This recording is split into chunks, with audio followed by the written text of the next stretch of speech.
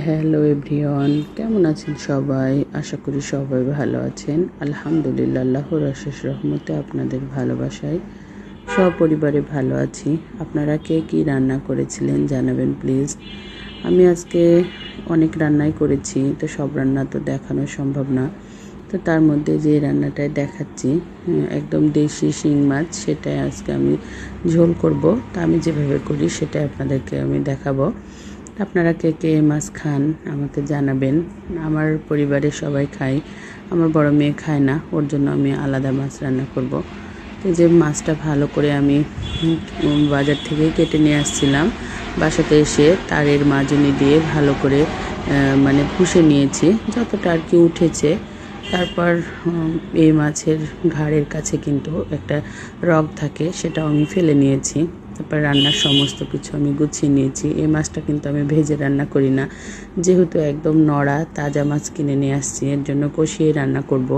তো প্রথমে একটা প্যান গরম করে তাতে তেল দিয়ে আবারও একটু গরম করে পেঁয়াজ আর মরিচ বাড়িয়ে দিয়েছি, দিয়ে একটু লাল লাল করে ভেজে নিয়ে আদা বাটা, রসুন বাটা, জিরে গুঁড়ো, লবণ, হলুদ, মরিচ, ধনে গুঁড়ো সব কিছু দিয়ে যে ভালো করে মশলাটা এখন আমি কষিয়ে নিব। যতক্ষণ না উপরে তেল ভেসে আসছে ততক্ষণ মশলাটা কষাবো। তো আমার মশলা কষানো হয়ে গেছে। আর এই যে এই ঘাড়ের এই জায়গাতে কিন্তু শিং মাছের রগ থাকে, তো সেটা ফেলে দিয়ে আমি অনেকে ফেলে আবার অনেকে ফেলে না, তো ওটা ভালো লাগে না। আর ওইটা খেলে নাকি জানি না কতটা সত্য, বাতের অসুখ হয় তাই বলে আগেকার মানুষ। তো আমার মায়েরাও ফেলে, আবার আমার শাশুড়িরাও ফেলে, সেটা দেখে কিন্তু আমিও শিখে নিয়েছি ফেলা। তো ওই যে ফেলে নিয়েছি। তো তারপর সুন্দর করে মশলার উপরে দিয়ে মাছটার সঙ্গে মশলা ভালো করে কষিয়ে নিলাম। তারপর ঢেকে দিয়ে আরও কিছুক্ষণ কষিয়ে নিব। তো মাছটা হতে থাক আর আপনাদের মাঝে একটু গল্প করে নিই।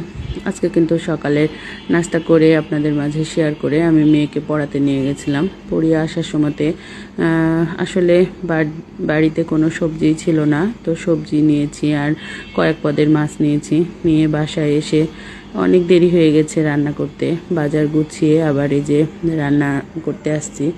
আজকে মূলত 8টা তরকারি রান্না করেছি, তো তার মধ্যে শুধুমাত্র যে একটা আপনাদের মাঝে শেয়ার করলাম, আর বাকি 7টা কিন্তু আমি শেয়ার করিনি। তো যেহেতু বাচ্চা আছে, রান্না করা লাগে, এক একজন এক এক রকমের খাবার খাই। তো যে রান্নার ফাঁকে কিন্তু আমার প্রয়োজনীয় যে জিনিসগুলো বের হয়েছিল রান্নাতে, আমি কিন্তু সবই মেজে নিলাম। সব কিছু কিন্তু হেল্পিং হ্যান্ড করে না, আর হেল্পিং হ্যান্ডের আশাতে রাখাও যায় না। তো আমি এই ফাঁকে তরকারি লবণটাও দেখে নিয়েছি, আমার তরকারি লবণ ঠিক আছে। তো ওই যে আমার বানানো, বাড়িতে বানানো জিরার গুঁড়াটা দিয়ে নিয়েছি।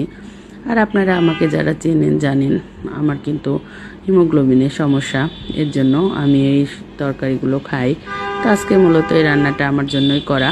তো আমি একা খাবো না, বাড়ির আর সবাই খাবে, মেয়ে বাদে সবাই খাবে। তো আমার ভিডিওটা কেমন হলো জানাবেন। আমার রান্নার কোনো অংশ ভালো লেগে গেলে আমার সাথে থাকবেন, আমার পাশে থাকবেন, আমার পেজটা ফলো করবেন। ইউটিউব থেকে দেখলে চ্যানেলটি সাবস্ক্রাইব করে দিবেন। Thank you for watching.